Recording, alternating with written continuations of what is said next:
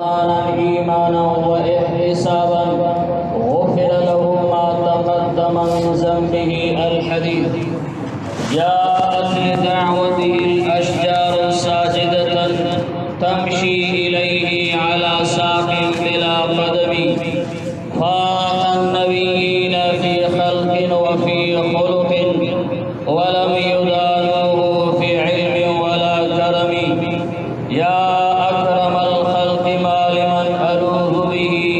سواك عند حلول الحادث العمم والحبيب الذي ترجى شفاعته لكل هول من الأهوال مقتهم مولاي صل وسلم دائما أبدا على حبيبك خير خلق كلهم إن الله وملائكته يصلون على النبي يا أيها الذين آمنوا صلوا عليه وسلموا تسليما اللهم صل على سيدنا ومولانا محمد وعلى آل سيدنا ومولانا محمد وبارك وسلم وصل عليه زما عزت مندورونو مشرانو کشرانو دا کم عمل شو دا کم عبادت اللہ پاک دے مقبول دربار کی قبول منظور کی اللہ پاک دے قاری سے عمر دراز نصیب وګرځولې کی او اللہ پاک دې والدہ اوبخي سمر ملګری دوستان دے ہر زینو نچرازی اللہ پاک دے ہر قدم پتل دی میزان کې واچولې کی او دا دې دے اللہ تعالی آباد لري دې دې چې سمر مشران دي سوګي وفات شوی دی هغه دې اللہ تعالی مغفرت نصیب وګرځولې کی سمر دوستان راغلی دی دا ختم کړه الله پاک د ټول زړه مرادونه جائز شریعت ټول الله پوره وګرځولې زما عزت مند ورونو یو دوه درې خبره وکړو لږ په توجه سره کېږي زما عزت مند ورونو دې رمضان د میاشتې فضیلت څنګه تاسو ټول ته معلومه ده دې میاشتې فضیلت لزس تاسو د دوه اقوال او مناسبت باندې بیان کړم علی رضی الله عنه فرمایي چې الله پاک د دې امت ته عذاب اراده وای نو الله پاک باندې امت ته میاشت رمضان نو ورکو او سورۃ اخلاص به نو ورکو چې کله الله تعالی دې امت ته میاشت رمضان ورکړه او الله تعالی دې امت ته سورۃ اخلاص قرآن مجید کې الله ورک نو الله پاک اراده دې امت نه د عذاب نه یو خبره دویمه خبره ده امام ربانی مجدد الفسانی رحمت الله علیه فرمایي قرآن کریم دا مجموعه د کمالات ده او میاشت رمضان چې دا مجموعه د خیرات ده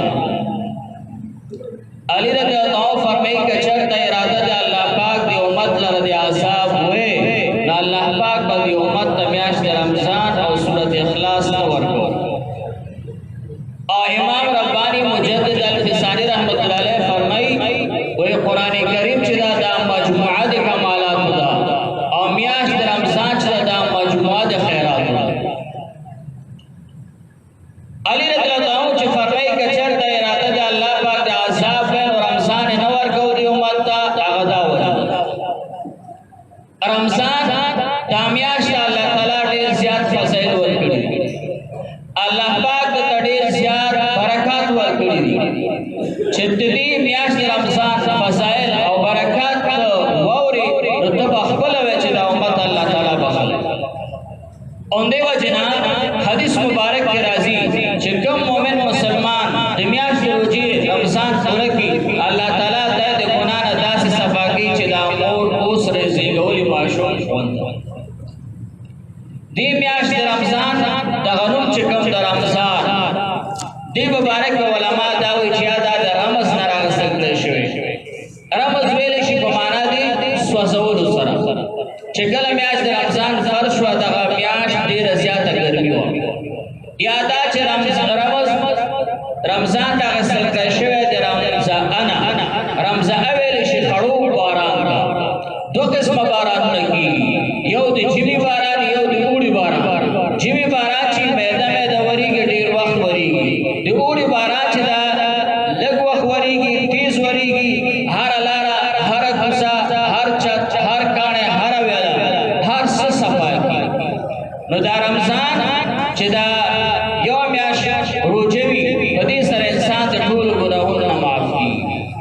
گناہونه دی بندا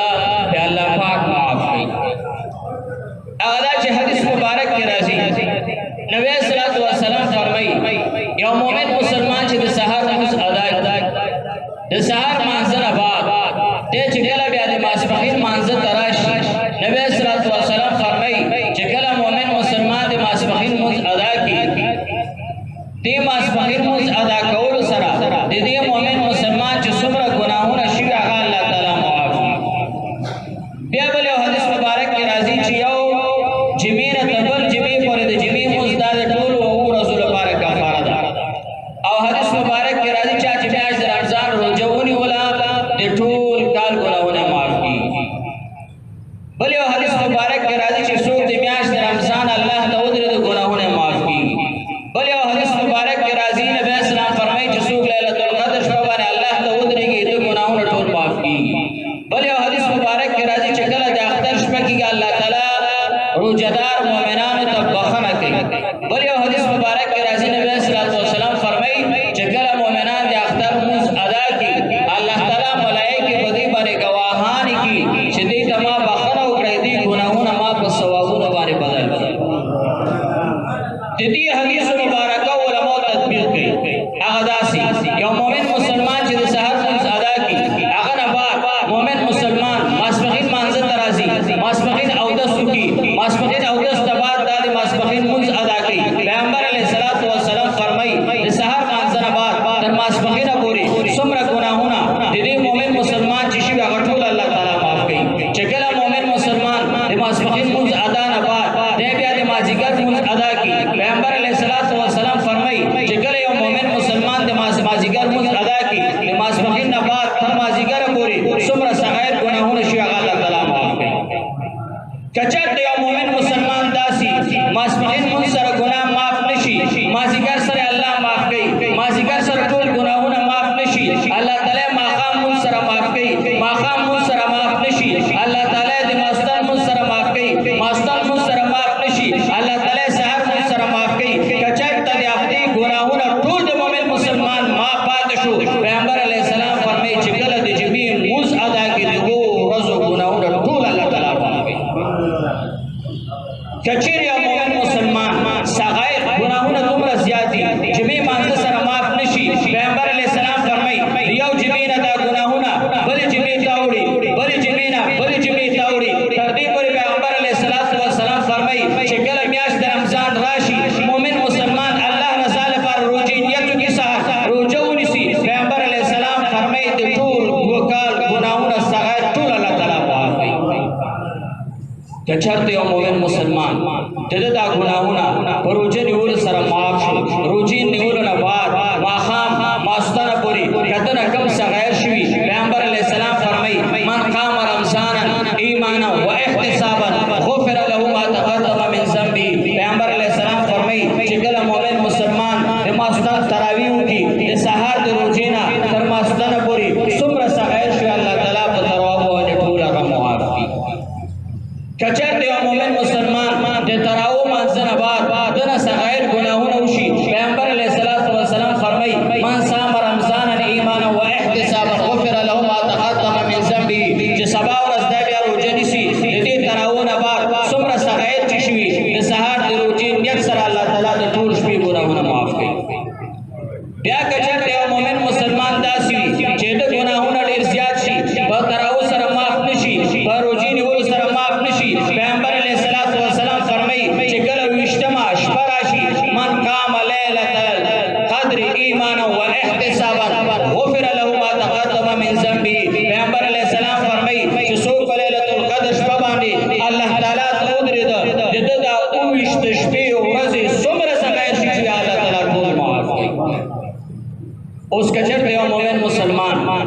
د لیلة القدر شپې عبادت نه بعد دغه ګناهونه وشو صغیر دې نه وشو پیغمبر علیه السلام صحابه کرامو ته فرمایي چې کله میاشت رمضان اخر شي اختر شپه راشي په دې هر شپه باندې الله تعالی مؤمنان مسلمانان بخي په دې اختر شپه باندې د دې هر شپې د رمضان په خپل په اندازه د ټولو په دغه شپه باندې الله تعالی معاف کړي اوس کچرته یو مؤمن مسلمان دغه صغیر په لیلة القدر معاف نشو دغه صغیر په اختر شپه باندې معاف نشو پیغمبر علیه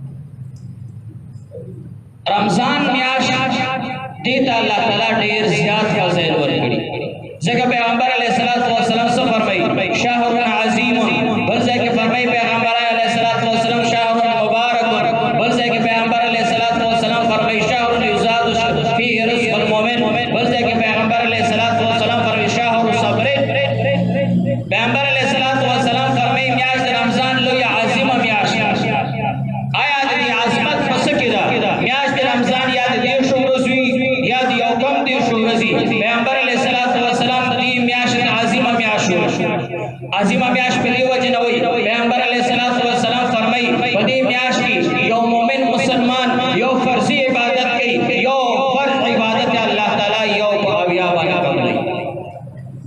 معنا دا شوه چې په دې میاشت رمضان کې یو مؤمن مسلمان سحر لمونځ ادا کړ د دې دومره اجر ثواب د پیغمبر علیه السلام فرمایي چې بغیر د میاشت رمضان نه 2 میاشتې او 10 ورځې چې د سحر لمونځ کړی په دې میاشت کې سړی د ماسپښین لمونځ ادا کړ د دې دومره اجر ثواب د پیغمبر علیه السلام فرمایي د یو ماسپښین لمونځ لکه 2 میاشتې یو مؤمن مسلمان ماسپښین لمونځ 2 میاشتې او 10 ورځې د ادا کړي زما عزتمن ورونو یو فرض الله تعالی په اویا باندې قبلې چې دا فرض مستا ځان ته کړی کچرته دا فرض مستا امام پسې وکړه دا اویا چند مستا په وښتو منځونو باندې په سر باندې الله تعالی قبلې کدا مستا د امام پسې وکړه دا استا یو فرض په اویا دا په وښتو سر ورکړي کچرته دا فرض مستا په مسجد نبی صلی الله علیه وسلم کې وکړه مسجد نبی صلی الله علیه وسلم کې یو مسجد په 500 زره استاد یو موس په اویا په بیا په 500 زره کې صرف کیږي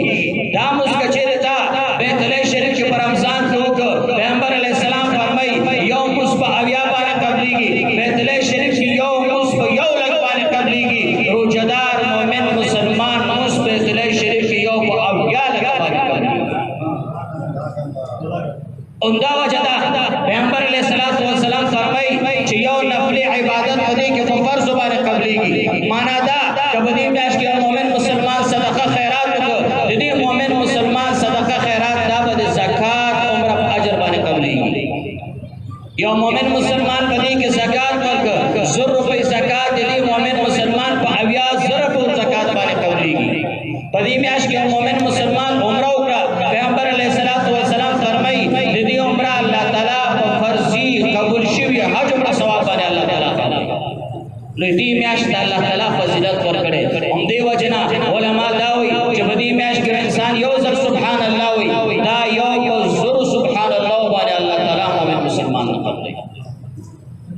فرض الله تعالی ډیر زیات فضیلت ورکړي 2 رکعات نفل دلته په فرض قبليږي فرض دومره اجر او ثواب لري کچرته یو مومن مسلمان تمام شپه د ماستان ته سحر مانځه پوری دا نوافل وکي او د دې سحر منځونه کې دا د ماستان تر سحر مانځه پوری دا نوافل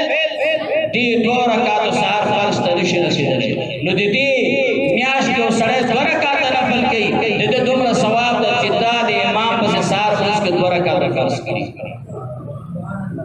ام دیو جنالی دے تو فرمائی کچرت اللہ تعالی ارادہ دی امت لپاره دی عذاب وے دی امت لپاره اللہ پاک میاشت رمضان نو ورکولا دی امت اللہ تعالی میاشت رمضان ورکړه نو دی امت لپاره اللہ ارادہ دی عذاب ندا پیغمبر علیہ السلام فرمائی دا یوم مبارک میاشت شاہ ولی اللہ رحمت اللہ علیہ دی قرآن کریم مبارکی چې الله پاک قرآن کریم کې فرمائی چې قرآن کریم په مبارک شپه نازل شوه شاہ ولی مبارک مانا سب قرآن کریم مبارک دا لستن کے مبارک دا اوریدن کے مبارک دا عمدان کے عمل کون کے مبارک دا میاش مبارک کی مبارکی پیغمبر علیہ السلام نے میاش دا مبارک ویلے دی شپہ مبارک دا دی ورځ مبارک دا دی روزه مبارک دا دی خوراک مبارک دا ځکه پیغمبر علیہ السلام د مؤمنانو مسلمانانو پښمنی تم مبارک ویلي زما عزتمن ورونو دی میاش الله پاک ډیر زیات فضیلت ورکړي فضیلت دا ورکړي قران کریم چې کله الله پاک نازل کړ الله پاک قران کریم کې د آیات راولي چې مؤمنانو قران کریم میاش رمضان کې نازل شوی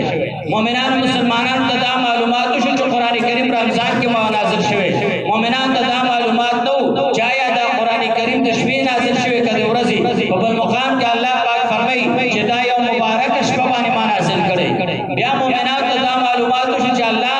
دا میاشت رمضان کې قران کریم نازل کړي د شپې دا معلومات نو چې په کوم شپه باندې الله پاک قران کریم کې فرمایي چې په ليله القدر شپه باندې نازل کړي بیا د ليله القدر شپې چې الله پاک قران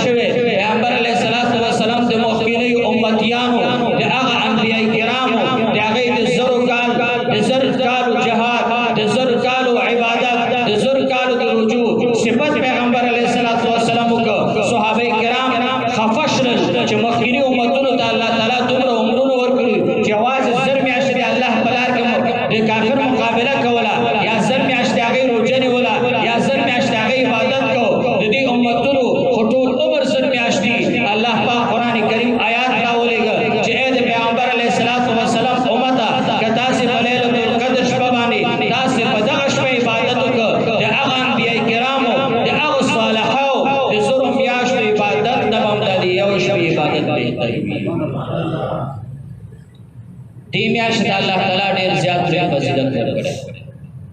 ام دیو جن حدیث مبارک کې راځي پیغمبر علیه الصلاۃ والسلام فرمایي الصوم لی وانا اجزی به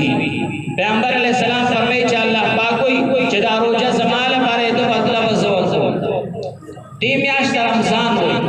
دې کې چې کوم عمل کی هغه ته صوم ویل شي د دې صوم معنا دا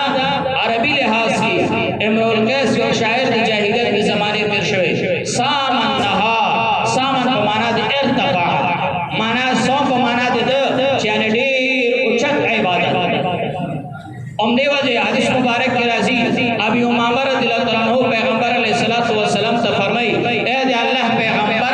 ما دې فضیلت والا عمل وکړي بل یو حدیث مبارک کې دا راځي ابي امامه رضی الله تعالی عنہ پیغمبر علیه الصلاۃ والسلام ته راځي پیغمبر علیه الصلاۃ والسلام ته وایي اے دې الله پیغمبر دا سی عمل وکړي چې زه عمل وکړم پیغمبر علیه الصلاۃ والسلام ته فرمایل چې اے ابي امامه رضی الله تعالی عنہ وزان باندې صوم او جلازم کا فإنه لا مثل له پیغمبر علیه السلام او صحابي ته فرمایي چې تر روزه ونیسا دا روزه چې دا فإنه لا مثل له روزه به مثل عبادت دا روزه څه شي دا به مثل عبادت دا څنګه به مثل عبادت دا د دې پته بندګانو ته نه لګي یو سړی په دې او داس کې وو تیری کی یو سړی په کور کې مطلب اوس کې چاته پته لګي چې روزه خوړلې نه لګي پته چې د سړي روزه شته او کرے دا پته الله تعالی دا به مثل عبادت بل دا به مثل عبادت ده آدم علیه السلام نا ترنن زمانه پوری کافرانو د بوتانو په نوم باندې هر څه عبادت کړي مونږ کړي سجدي کړي دا غي په نوم صدقات کړي اما د غیر الله په نوم باندې روزه تر سنه نه دی شوی دا به مثل عبادت ده بل به مثل عبادت دا سره روزه چې دا کول نه دي روزه سکیږي نا روزه کول نه دي روزه څه شي کی اسم دې کې روزه کول نه دي روزه پرې خودل دي اوس دې پرې خودل ته کولو عمر ثواب الله پاک ورکړي دا به مثل عبادت به مثل عبادت پرې کړه روزه به مثل عبادت ده جنت کې څومره نعمتونه الله تعالی بندگانو ته ورکړي دا په مثل باندې جنت کې جوړي دا به حوض په شکل جنت کې سیوانی دا به دنیا په سیوانو په شکل جنت کې مطلب دا چې ولید شراب نوم به دیزی نور بشراب هغه باندې شنی لکه دلته پیدا الته باندې پیو ولی دلته شاته الته باندې شاته ولی دلته وګونی الته باندې عبود جنت ولی او هغه ولید شراب هغه ولید شاته د کوی هغه دی غونتنی خو مثل پیداسي مثل دی وی نور به هغه کو چتواري شراب کې وای نشنوي او بو کې پیداسي هغه اوچت جنت کې ټول په مثل شی ملاويږي دي خبره تعلق واقع دي په جنت کې څه شی دي په مثل باندې ده او اوتو به متشابهه الله پاک فرمایي جنت کې چې څه دي هغه مشابه دي دنیاي روزي مبارک پیغمبر علیہ السلام فرمایي به مثل عبادت ده د روزي بدل جنت نه ده د روزي بدل د جنت شراب نه دي د روزي بدل د جنت شاد نه دي د روزي بدل هغه د جنت اوبه نه دي د روزي بدل د جنت پي نه دي د روزي بدل چې ده د جنت حوري غلمان د جنت د څومره نعمتونه دی بدل نه دي روزه به مثل ده الله پاک بدل ته به مثل بدل ورکړي قران کریم کې الله پاک فرمایي ليس كمثل شيء یو الله تعالی د چا به مثل ذات ده پیغمبر علیه السلام فرمایي الله پاک فرمایي روزه به مثل عبادت ده د دې په بدل کې به خپل ځان به مثل ذات عبادت روزه داسې یو عبادت چې دا به مثل عبادت ده جنت د بدل نه ده حور د بدل نه ده یوازې د روزهدار لپاره د روزي په بدل کې الله پاک خپل ذات روزهدار ته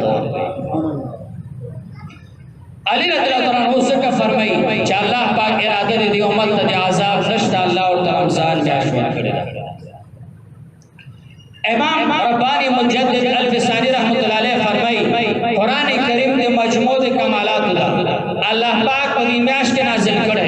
دا میاشت د مجموع د خیراتونو ده دا مجموع د ټولو خیراتونو ده امام ربانی رحمۃ اللہ علیہ فرمایي د دې ټول کال منځونه د دې ټول کال زکاتونه د دې ټول کال نوافل د دې ټول کال تلاوتونه امام ربانی رحمۃ اللہ علیہ فرمایي د میاشت رمضان ته په مقابله کې دا ټول کال عبادت دا یو ساس کې ده او د دې میاشت عبادت چې دا سمندر ده اون دی وجنه پیغمبر علیہ الصلوۃ والسلام فرمایي چې جبرائیل علیہ الصلوۃ والسلام راغی او ما ته